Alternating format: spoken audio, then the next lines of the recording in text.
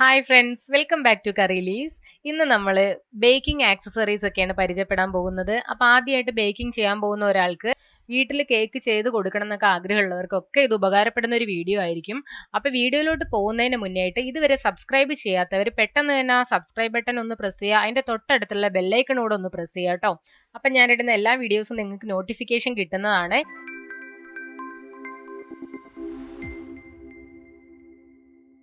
അപ്പോൾ ആദ്യമായിട്ട് നമ്മൾ പരിചയപ്പെടാൻ പോകുന്നത് മെഷറിംഗ് സ്പൂൺ ആണ്. ഇത് ഇതുപോലെ ഒരു സെറ്റ് ആയിട്ടാണ് കിട്ടുന്നത്. ഇതിൽ പല അളവുകളുണ്ട്. ഇവിടെയാണ് എഴുതിയിട്ടുള്ളത് 1 ടേബിൾ സ്പൂൺ അങ്ങനെയൊക്കെ എഴുതിയിട്ടുണ്ടാവും ഓരോ അളവും. ഇതിൽ 1 ടേബിൾ സ്പൂൺ ഉണ്ട്, ഹാഫ് ടേബിൾ സ്പൂൺ ഉണ്ട്, 1 ടീസ്പൂൺ ഉണ്ട്, ഹാഫ് ടീസ്പൂൺ, അങ്ങനെ പല അളവുകൾ ഇതിൽ കൊടുത്തിട്ടുണ്ട്. പിന്നെ നമ്മൾ ഇതിന് മെഷർമെന്റ് എടുക്കുമ്പോൾ കറക്റ്റ് ലെവൽ ചെയ്ത് മാത്രമേ എടുക്കാൻ പാടുള്ളൂ.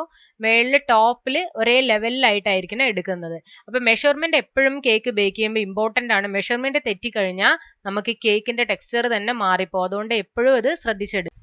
ഇനി അടുത്തതായിട്ട് മെഷറിംഗ് കപ്പാണ്. അപ്പൊ ഇതും ഒരു സെറ്റ് ആയിട്ട് വരുന്നത് തന്നെയാണ്. ഇതിലും പല അളവുകളായിട്ടാണുള്ളത്. നമുക്കിവിടെ ഇത് 1 കപ്പിന്റെ അളവാണ്. അപ്പൊ ഇതിലായാലും നമ്മൾ ലെവൽ ചെയ്ത് മാത്രമേ എപ്പോഴും മെഷർമെന്റ് എടുക്കാൻ പാടുള്ളൂ. അടുത്തത് ഹാഫ് കപ്പിന്റെ അളവാണ്. അപ്പൊ ഇതിന്റെ അളവ് എങ്ങനെയാ നോക്കുക എന്ന് പറഞ്ഞാൽ ഇതിനകത്ത് എഴുതിയിട്ടുണ്ട്, നിങ്ങൾക്ക് കാണാം 1/2 എന്ന് എഴുതിയിട്ട്. അപ്പൊ ഇത് ഹാഫ് കപ്പാണ്. അതുപോലെ ഓരോന്നും 1 കപ്പും 1/4 കപ്പും എല്ലാം എഴുതിയിട്ടുണ്ടാവും. പിന്നെ സൈഡിൽ ml അളവും കാണിക്കുന്നുണ്ട്. അപ്പൊ 100 ml എന്ന് കാണിക്കുന്നുണ്ട്. അപ്പൊ ഓരോന്നിലും നമുക്ക് ml അളവും അതിന്റെ സൈഡിൽ അറിയാൻ പറ്റും. അപ്പൊ അത് നോക്കിയിട്ടാണ് നമ്മൾ മെഷർമെന്റ് എടുക്കേണ്ടത്. അടുത്തതായിട്ട് സ്പാച്ചുലയാണ് പരിചയപ്പെടുത്തുന്നത്. അപ്പൊ ഇത് എന്ന് പറഞ്ഞാൽ നമ്മൾ ബാറ്റർ ഒക്കെ ഫോൾഡ് ചെയ്യാനായിട്ടാണ് നമ്മൾ യൂസ് ചെയ്യുന്നത്. ബാറ്റർ മിക്സ് ചെയ്യാൻ ഇത് നല്ല ഫ്ലെക്സിബിൾ ആയതുകൊണ്ട് ബാറ്റർ മിക്സ് ചെയ്യാൻ നല്ല എളുപ്പമാണ്. സ്പൂൺ വെച്ച് ചെയ്യാൻ നമുക്ക് ബുദ്ധിമുട്ടാണ്, നന്നായിട്ട് മിക്സ് ആയി കിട്ടില്ല. അപ്പൊ ഇതാണ് മിക്സ് ചെയ്യാനായിട്ട് ആവശ്യം. ഇതും ഒരു അത്യാവശ്യമുള്ള കാര്യം തന്നെയാണ് ബേക്കിങ്ങിന്.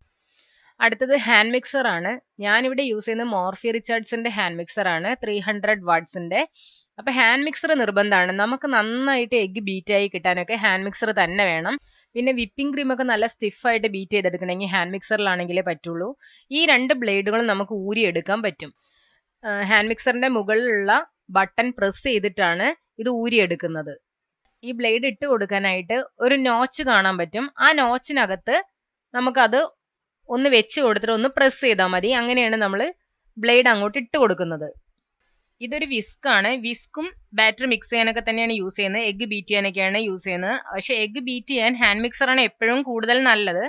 പിന്നെ വിപ്പിംഗ് ക്രീം ബീറ്റ് ചെയ്യാനായാലും നമുക്ക് എഗ് ബീറ്റർ തന്നെയാണ് നല്ലത്. അപ്പൊ എഗ് ബീറ്റർ ഇല്ലാത്തവർക്ക് വിസ്ക് വെച്ച് ചെയ്യാവുന്നതാണ്. കേക്ക് ബേക്ക് ചെയ്യുന്ന സമയത്ത് നമ്മൾ ഇൻഗ്രീഡിയൻസ് എടുക്കുമ്പോൾ ഡ്രൈ ഇൻഗ്രീഡിയൻസ് നമ്മൾ അരിച്ചെടുക്കാറുണ്ട്. അപ്പൊ അതിന് വേണ്ടിയിട്ടാണ് അരിപ്പ് യൂസ് ചെയ്യുന്നത്. ഇനി കുറച്ച് ബൗൾസ് ആണ് ആവശ്യമായിട്ടുള്ളത്. അപ്പൊ ബൗളുകൾ പല സൈസിലുള്ള ബൗളുകൾ നമുക്ക് ബാറ്റർ മിക്സ് ചെയ്യാനും ബീറ്റ് ചെയ്യാനൊക്കെ ആയിട്ട് ആവശ്യമുണ്ട്. ഇനി വേണ്ടത് കേക്ക് ടിൻസ് ആണ്. പല അളവിലുള്ള കേക്ക് ടിൻസ് ഉണ്ട്. ഇത് 7 ഇഞ്ചിന്റെ കേക്ക് ടിന്നാണ്. ഇത് 8 ഇഞ്ചിന്റെ കേക്ക് ടിന്നാണ്. അടുത്തത് 9 ഇഞ്ചിന്റെ കേക്ക് ടിന്നാണ്. അപ്പൊ 7 ഇഞ്ചിന്റെ നമുക്ക് ഹാഫ് kgയും ഹൈറ്റ് ഉള്ളതാണെങ്കിൽ 1 kg വരെ ചെയ്യാം. 8 ഇഞ്ചിന്റെയിലാണ് നമ്മൾ 1 kg കേക്ക് ചെയ്യുന്നത്. ഇതിപ്പോ സ്ക്വയർ ഷേപ്പിലുള്ള കേക്ക് ടിന്നാണ്. ഇതുപോലെ പല ഷേപ്പിലുള്ള കേക്ക് ടിൻസ് നമുക്ക് അവൈലബിൾ ആണ്. ഇതിപ്പോ ഒരു ഹാർട്ട് ഷേപ്പിലുള്ള കേക്ക് ടിന്നാണ്. ഇതിപ്പോ നമ്പർ ഷേപ്പിലുള്ളതാണ്. 1 എഴുതിയ പോലെയാണ് ഈ കേക്കിന്റെ മോൾഡ് ഇരിക്കുന്നത്. ഇതുപോലെ പല ഷേപ്പിലുള്ള മോൾഡുകൾ ഇപ്പോൾ അവൈലബിൾ ആണ്. ഇത് ഷേപ്പ് കട്ടേഴ്സ് ആണ്. കേക്കിന് നമുക്ക് സർക്കിൾ ഷേപ്പിലും സ്ക്വയർ ഷേപ്പിലും ഹാർട്ട് ഷേപ്പിലൊക്കെ കട്ട് ചെയ്യാനായിട്ടാണ് ഇതൊക്കെ യൂസ് ചെയ്യുന്നത്. അല്ലെങ്കിൽ ഒരു കേക്കിന്റെ സെന്ററിൽ നമുക്ക് എന്തെങ്കിലും ഡിസൈൻ കൊടുക്കണമെങ്കിൽ ഹാർട്ട് ഷേപ്പിലുള്ള ഡിസൈൻ കൊടുക്കണോ, അല്ലെങ്കിൽ സർക്കിളിലുള്ള കൊടുക്കണോ, സ്ക്വയറിലുള്ള കൊടുക്കണോ, എങ്കിൽ ഇതെല്ലാം യൂസ് ചെയ്തിട്ട് നമുക്ക് ചെയ്യാൻ പറ്റും.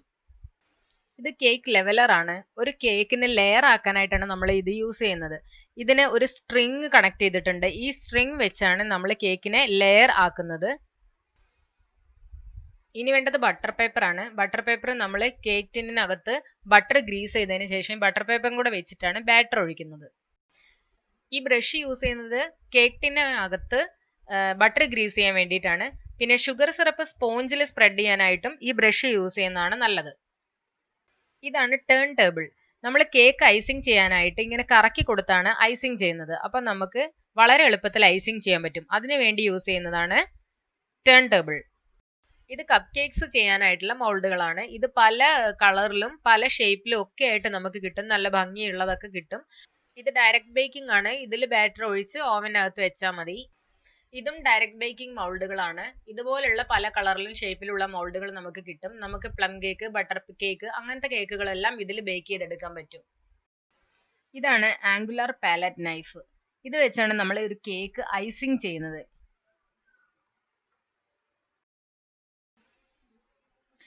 ഇനി സ്ക്രേപ്പേഴ്സ് ആണ്. ഇത് പ്ലാസ്റ്റിക് സ്ക്രേപ്പർ ആണ്. ഇത് എന്തിനാണെന്ന് വെച്ചാൽ കേക്കിന്റെ സൈഡ് നല്ല ഫിനിഷിംഗിൽ നമുക്ക് ഐസിങ് ചെയ്തെടുക്കാൻ വേണ്ടിയാണ്. ഈ സ്റ്റീൽ സ്ക്രേപ്പറും സെയിം യൂസ് തന്നെയാണ്. ഇതിൽ മെഷർമെന്റ് കൂടെ കാണിച്ചിട്ടുണ്ട് ഈ സ്റ്റീൽ സ്ക്രേപ്പറിൽ.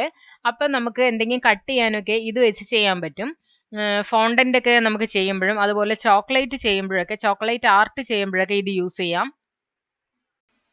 ഇത് വേറൊരു ടൈപ്പ് സ്ക്രേപ്പേഴ്സ് ആണ്. ഇതൊരു സെറ്റ് ആയിട്ട് വരുന്നതാണ്. പല ഡിസൈനുകൾ ഇതിന്റെ സൈഡിൽ കാണുന്നുണ്ടാവും.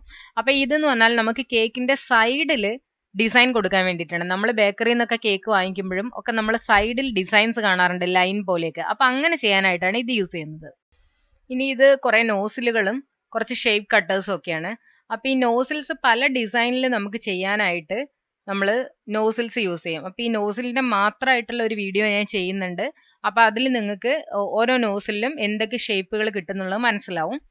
ഇനി ഇത് കുറെ ഷേപ്പ് കട്ടേഴ്സ് ആണ്. പല ഷേപ്പിലുള്ള കട്ടേഴ്സ് ആണിത്. അപ്പൊ നമുക്ക് ഫോണ്ടന്റ് ഒക്കെ യൂസ് ചെയ്യുമ്പോൾ ഫോണ്ടന്റ് പല ഷേപ്പിൽ കട്ട് ചെയ്തെടുക്കാനും അല്ലെങ്കിൽ ക്രീമിൽ തന്നെ നമുക്ക് പല ഡിസൈനുകൾ ചെയ്യാനൊക്കെ ഇത് ഉപയോഗിക്കാം. പിന്നെ ഇത് കുറച്ച് ലെറ്റേഴ്സ് ആണ്. ഇതും ഫോണ്ടന്റിൽ നമുക്ക് ലെറ്റേഴ്സ് കട്ട് ചെയ്യാനൊക്കെ ആയിട്ട് യൂസ് ചെയ്യാം. കുറച്ച് നമ്പേഴ്സും ഉണ്ട് ഇതിൽ തന്നെ.